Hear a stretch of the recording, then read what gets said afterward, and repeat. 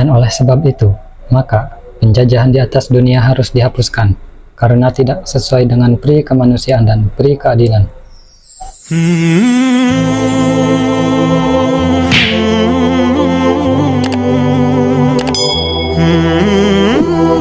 Bismillahirrahmanirrahim. Assalamualaikum warahmatullahi wabarakatuh. Kembali lagi dengan saya Aiman di akun Dakwah Channel. Terima kasih bagi yang telah mengklik video ini, dan bagi yang belum subscribe, silahkan subscribe channel ini karena insya Allah akan bermanfaat. Nah teman-teman sekalian yang insya Allah dirahmati oleh Allah, kali ini ada salah satu video yang menurut saya sangat menarik untuk kita bahas, karena sebagai seorang muslim tentunya kita tidak bisa untuk berdiam diri saja melihat penjajahan yang sampai detik ini terus terjadi. Teman-teman, video ini adalah video salah satu ustadz, yaitu Ustadz Zulkifli Muhammad Ali, dan video ini mewakili saya, mewakili kita semua yang sebagai seorang muslim. Nah, tidak berlama-lama, mari kita simak videonya. Apapun yang bisa kita lakukan wajib hukumnya. Bila kita diam melihat kemungkaran yang sedang terjadi ini, maka syaitan adalah lebih baik daripada kita. Kenapa demikian? As-sakitu 'anil munkar syaitanun akhras. Suatu kemungkaran apabila sedang terjadi dan ada orang-orang Islam yang melihat, maka dia adalah setan yang bisu. Ini adalah setan yang sangat hina. Sementara kita adalah yang mengaku orang yang beriman pada Allah Subhanahu wa taala, dan Rasulullah bersabda, wallahi la yu'min, wallahi la yu'min, wallahi la yu'min, demi Allah tidak beriman, tidak beriman, tidak beriman. Nabi bersumpah, demi Allah tidak beriman, demi Allah tidak beriman, demi Allah tidak beriman. Mereka bertanya, siapa itu ya Rasulullah? Nabi berkata, orang-orang yang bisa tidur dengan tenang, dapat makan sehingga malamnya juga bisa tidur dengan tenang, sementara dia tahu ada sesaudaranya yang dalam kesusahan, saudaranya yang dalam keadaan kelaparan, saudaranya yang dalam keadaan disakiti, dizalimi, dan dia bisa sebenarnya membantu dan menolong, tapi dia tidak lakukan. Demi Allah dia tidak beriman. Nah, saudaraku, kepedulian kita kepada Palestina adalah tanda kita ada iman. Perhatian kita, loyalitas kita, dan ikutnya kita di dalam menyebarkan berita-berita yang benar berkaitan dengan kondisi terkini di Palestina adalah menjadi sebuah kewajiban dan tuntutan iman. Apabila kita melakukannya, sedikit sebanyaknya kita sudah punya hujah nanti di hadapan Allah Subhanahu wa taala.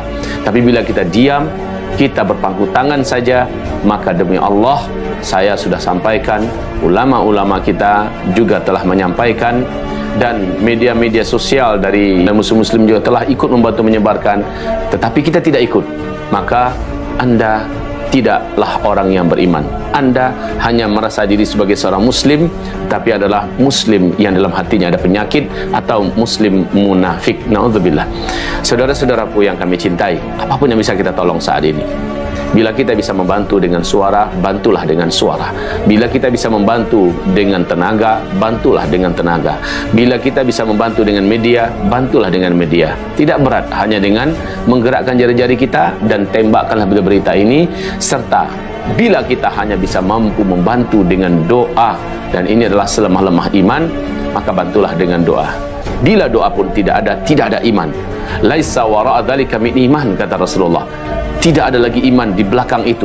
Ya, kalau sampai doa pun tidak kita persembahkan buat mereka, tidak ada lagi iman.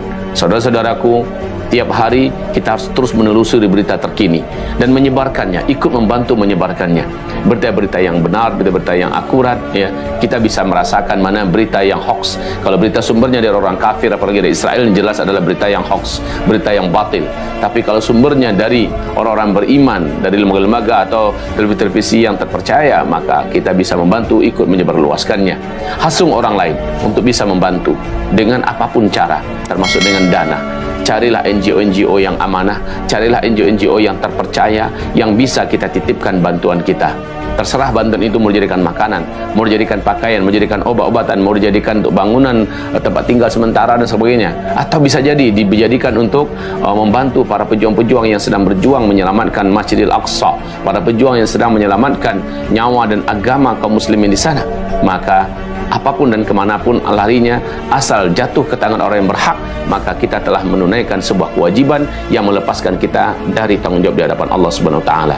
Dan harta yang kita pergikan untuk tujuan ke sana, dianya adalah harta yang bernilai infak fi sabilillah, bukan sedekah. Zakat pun boleh kita terbangkan ke sana. Nah, saudaraku yang kami cintai, benar di sekitar kita masih banyak orang yang susah, tetapi susahnya di sana berkaitan dengan sebuah kewajiban lagi, yaitu menjaga Masjidil Aqsa. Dan nyawa serta agama juga bukan lagi dipertaruhkan, tapi telah banyak yang bertumbangan di sana. Apa peranan kita, apa andil kita, menandakan kita di dalam pandangan Allah ada nilai. Tapi jika tidak ada, maka mungkin hewan lebih terhormat daripada kita. Mari saudaraku, jadilah diri kita adalah bahagian yang dapat memberikan sesuatu buat eksistensi Islam dan kaum muslimin, dan juga untuk pembebasan Masjidil Aqsa di Palestina, di Baitul Maqdis sana. Negerinya para nabi-nabi, negeri di mana disitulah negeri yang akan menjadi negeri pilihan Allah. Dan Rasulullah bersabda dalam hadis qudsi bahwa Masjidil Aqsa, Baitul Maqdis, Palestina adalah negeri pilihan Allah. Allah akan datangkan ke dalamnya orang-orang yang terbaik, dan Allah akan keluarkan darinya orang-orang yang terburuk. Maknanya kalau diperluas, Allah akan jadikan orang yang mencintai Masjidil Aqsa, orang yang peduli dan memberikan bantuan untuk Masjidil Aqsa, mereka adalah orang hamba Allah yang terbaik. Tapi yang tidak peduli, hatinya hambar saja dan tidak memberikan bantuan apa-apa, itulah hamba-hamba Allah yang terburuk. Jadi saudaraku yang kami cintai dan kami muliakan, maka setelah mendengarkan seruan ini, ketahuilah bahwa sesungguhnya Dajjal tidak akan dibenarkan oleh Allah memasuki kawasan Masjidil Aqsa ini, Baitul Maqdis. Sebagaimana Dajjal juga akan dibunuh oleh Allah di bumi Syam ini, yaitu di Palestina yang dijajah oleh Israel pada hari ini. Maka di sanalah tempat yang akan dijadikan tempat berkumpulnya manusia di akhir zaman menjelang kiamat, dan manusia akan dibangkitkan juga di padang Syam itu nanti di hari kiamat kelak. Mudah-mudahan bumi Syam bersaksi kepada kita di hadapan Allah Subhanahu wa taala bahwa kita adalah salah satu di antara para pembelanya. Dan mudah-mudahan bumi Syam dinobatkan oleh Allah sebagai bumi di mana kita termasuk orang-orang yang beriman, yang memiliki perhatian dan kepedulian kepadanya.